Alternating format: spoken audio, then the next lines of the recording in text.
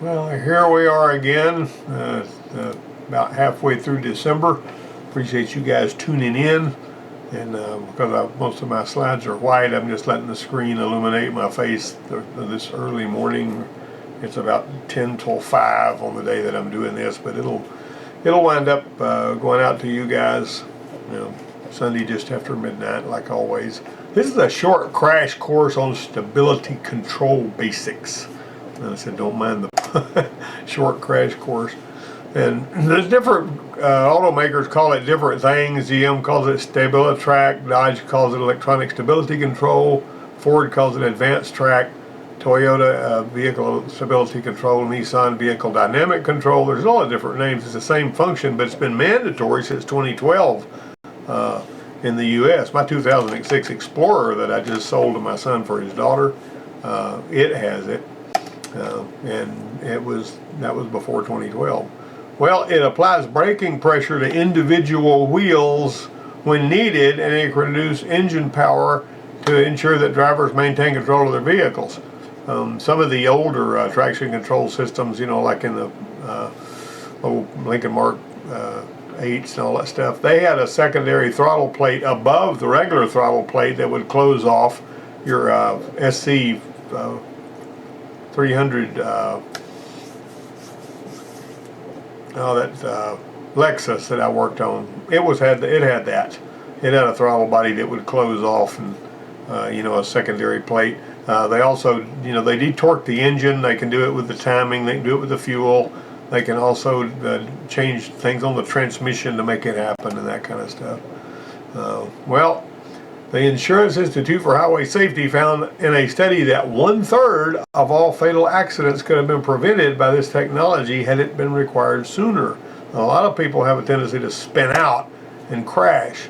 Now, your components, basically, the 6 components are wheel speed sensors, control module, hydraulic control unit, a steering angle sensor, a yaw rate sensor, an accelerometer. Since ABS already had the control module, ACU, and wheel speed sensors, ESC just adds the yaw sensor, accelerometer, and a steering angle sensor.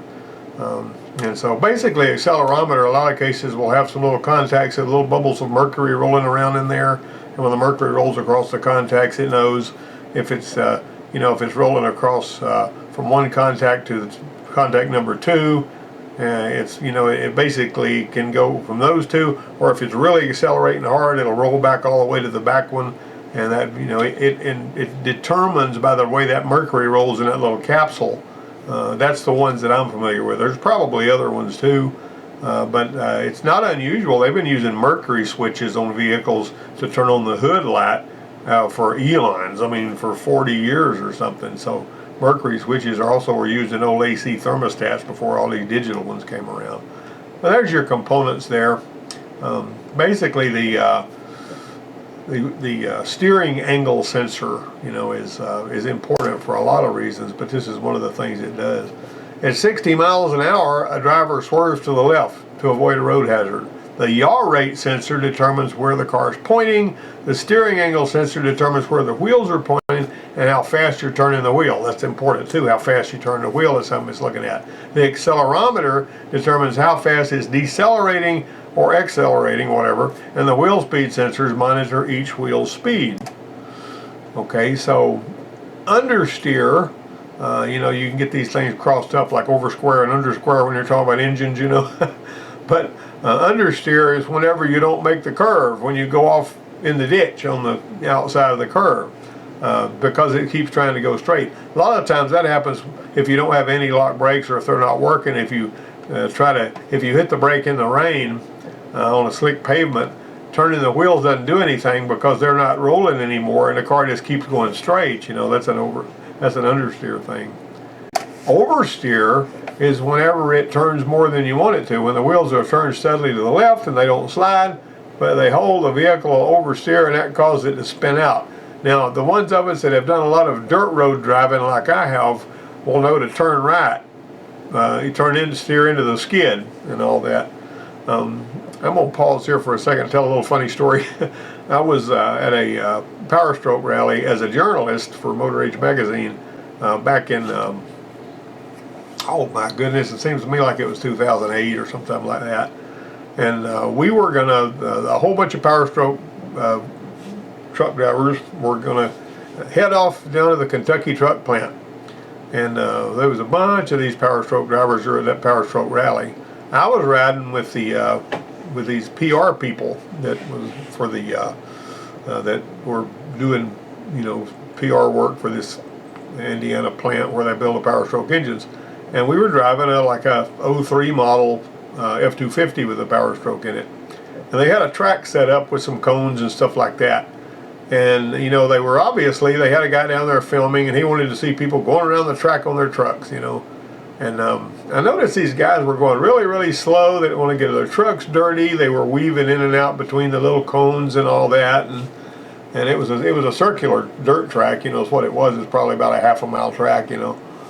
And so one of these girls that was in the truck said, "Hey, do you want to drive this factory truck?" It was belonged to the assembly plant, around the dirt track. And it was a dished dirt track, you know. It was slanted up on the outside, you know, to keep you from sliding off of it.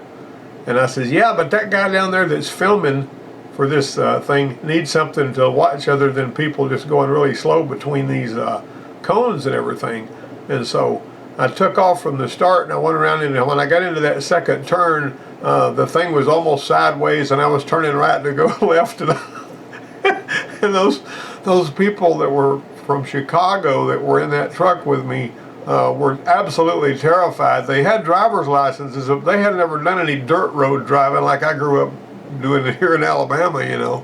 And so the thing about it is, if you have done a lot of sliding around curves and stuff, and you've done a lot of drifting and that kind of thing like some people have, muscle memory takes over when you get in a situation where a lot of times you can survive something that somebody else might just freeze, you see. But anyway, it was funny. They wouldn't let me drive that truck again the rest of the time. They said, "This is the assembly plant truck. What are you doing? You're going to crash," you know. But it was funny. I'll get out screaming and hollering in there. Anyway, I wasn't going to crash the doggone truck. I wasn't even going all that fast. You didn't have to on that dirt track, dished like it was. There was no way I was going to crash that thing. But anyway, it was fun. And the cameraman had something to film. I never saw the footage of it, but it would be fun. Well, you got to keep the best tires on the rear. Now, for eons in my career, I was taught to put the best tires on the front because it cuts the water better and all that. But you can look at any tire manufacturer out there, I don't care who it is, even at Walmart or, you know, where they sell tires and all, always put the best tires on the rear. Now, when you're rotating the tires, if you've got really good tires on the front, you need to put them on the rear. If you've got good tires on the rear and sort of semi-bald tires on the front, do not move the back tires to the front, because that way you're putting this thing into the danger of spinning out. And I was arguing with one of my students about that, who was working at a Firestone store, and I says, you know, if Firestone says this, there must be something to it, because for 40 years I believed you were always supposed to put the best tires on the front. And so I did some research on that. If you look up, I don't care who it is, Michelin, Bridgestone, I don't care who it is, they're all going to tell you put the best tires on the rear because it keeps it from spinning out. And I'm serious. You can get in a lot of trouble by putting the tires the wrong way. And if they spin out and crash, they can sue you. So don't go there. Put the best tires on the rear because you got the manufacturers backing you up on that. Watch this borrowed video. It's normal for transverse forces to arise. But when you drive a bit too fast or turn at a steering wheel, these forces can negatively affect the vehicle's road holding ability. But the Electronic Stability Program, ESP, handles the dynamics by controlling the brakes, if necessary the engine, and if need be the transmission as well. ESP comprises the following components: a speed sensor on each wheel. The rotation rate sensor measures the car's rotation around its vertical axis. The steering angle sensor registers the driver's steering intention. From the sensor signals, the control unit computes when and how it has to intervene. The hydraulic unit builds up and reduces the braking pressure in the brakes. What happens during the first steering maneuver? The driver has to swerve quickly to the left. The steering angle sensor transmits this to the ESPD control unit, but the rotation rate sensor signals that the car is understeering, that is, it's drifting straight ahead towards the obstacle. In split seconds, ESP applies braking to the left rear, will vary briefly and sharply to create a counteracting force so that the car responds as the driver intended. What happens when you react? When you pull the wheel over to keep the car in the left lane after avoiding the obstacle, the car tends to oversteer and the rear end tends to break away to the left. The torque to the right is higher than the driver wants. In this case, ESP brakes the left front wheel. The torque is reduced. Instead of going into a skid, the car stays on course, thanks to ESP. That's probably one of the best descriptions of how exactly that works that I had seen. And I found that video somewhere a long time ago. I don't remember where I got it or where I found it. I can't even locate the source of it now. But I retooled it and I put a different voice on there and all this. So I thought you might get some good out of that. But I thought it was very instructive. So when ESC detects loss of steering control, in other words, if it knows that you're steering one direction and going another, it's going to apply the brakes to help steer it where the driver wants to go. Braking is automatically applied to wheels individually, and this thing operates in nanoseconds. It's really quick, such as the outer front wheels to counter this oversteer, so on and forth. You see the words there. Some ESC systems reduce engine power, and they also do transmission stuff. ESC does not improve a vehicle's cornering performance. It only helps minimize the losses of control. So keep that in mind. This GMC Arcadia is a 2009 model. It's not new. The stability control engages 6 systems that include 11 different components. ABS, bi-state engine mount, that's electro-hydraulic engine mount, dynamic rear proportioning, traction control systems, variable effort steering, which Ford calls it variable assist power steering, vehicle stability enhancement system. All of that stuff works together. This is an old vehicle too. It's not a new vehicle. This stuff's been around for a long time. All right, so one of the things you need to do is research first. Most important thing you can do when you're handed a work order on a system that you're not familiar with, read the description and operation section of whatever shop manual literature if you can find it. You need to know everything you can about how this thing thinks, how it handles inputs, what it does with the outputs, and so on and so forth. The better you understand the system, the less likely you are to make a wrong turn in your diagnosis. And sometimes if you make a wrong turn, or if you just plow through there and trying to fly by night, you crash. Okay, so yeah, this one here was a Dodge Dart. It had an ESC light, ABS light, SRS light illuminated in the dash. The SRS light's for the airbag system. So this vehicle, the ESC, uses the ABS and traction control along with the dynamic sensor of the steering and the steering angle sensor. So the dynamic sensor is incorporated into the occupant restraint controller, and the steering angle sensor is located in the power steering gear. So knowing where this stuff is really important too. So there's 4 separate systems involved with the indicator lights that are turned on the dash. Well, Ed, this guy that I got some of this from, he plugged in the YTEC to see what modules were communicating. Now when you plug in the YTEC, if you use one, green means the module's talking. You see it gives you a network map there. Yellow means the model's communicating, but it has faults in it. And red means that it's not communicating, it's offline or it has failed. And gray is the module, it's not equipped with that module. So that network map that pulls up on the screen, this is a cool tool too, because if it's a touchscreen tablet, all you got to do if you want to go, for example, to the PCM, is you tap it with your finger and it opens it up and it goes to where the codes are. And I've used this thing some when I was still at the dealer over there, and we had the Jeep Chrysler franchise and all. The codes were pulled from the ABS and the occupant restraint controller. The code retrieved in the ORC system was a C10C49. That's an internal electronic failure of the dynamic sensor. But it seems like if this is an airbag code, it'd be a body code instead of a chassis code. What's up with that? Your body codes are your B codes, C codes are chassis codes, P codes are powertrain, and U codes are network codes. All right, this code here stored in the ABS module was a loss of communication with the multi-axis sensor. That'll be the one that tells you where you're sliding and accelerating and all that. The stability control system's incorporated into the ORC by way of the dynamic sensor, multi-axis sensor. This is not this kind of ORC right here. This is a different kind of ORC. But the yaw and accelerometers are built into the airbag module, basically is what it means. And if you've seen those airbag modules like that, it makes sense when you think about it. So we're going to wrap our head around this. The dynamic sensor measures side-to-side lateral motion and vehicle rotational sensing, which is when it's sliding around and turning. So to test it, the calibration procedure needs to be performed. It requires you to drive between 5 and 15 miles an hour turning left and right. You don't really want to do this on the road like that guy in the red car is doing. It's a better idea to do it in a big parking lot. But on this one, the calibration didn't help. The orc wasn't talking. This orc was a dork.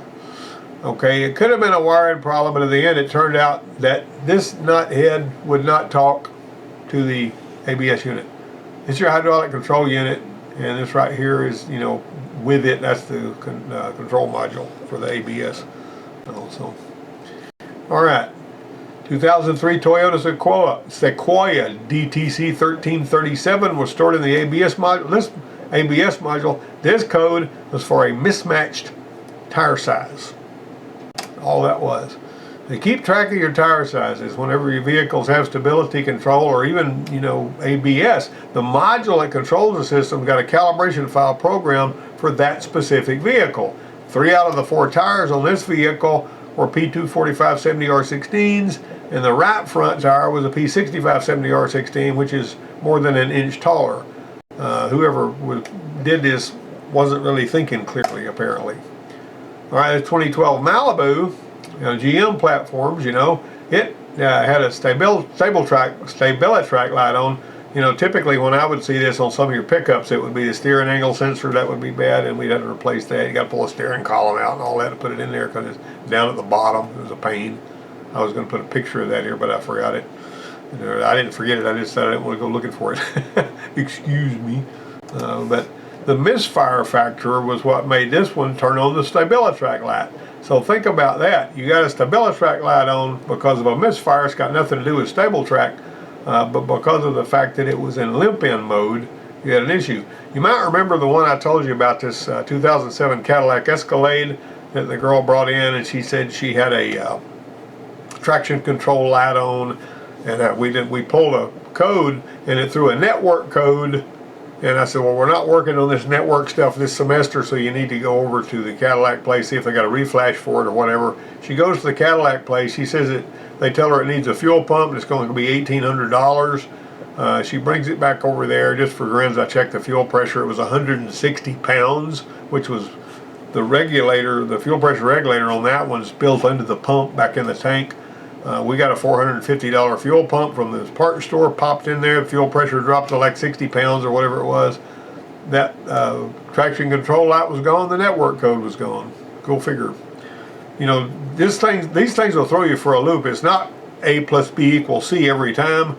You better check everything. That's why a lot of your scan tools, or most of the better ones, will have a thing where you can check every single module in there for codes all at once, and it lights up the ones that have codes, because you need all the information that you can put together whenever you're working on something. Here's your new abbreviation list. How you like these? You ever seen some of these before? Here's how fat you get modules. Driver's mood system, passenger mood system, spousal conflict detection. That's when she slams the door really hard, and this kind of. I guess I thought I did not come up with these. Somebody else did, but I thought they were funny. Anyway, I want to say Merry Christmas and thank you guys for tuning in. We've been here about 19 minutes, and I'll see you guys next week. Let me know what you thought about this. Tell me if you got anything out of it.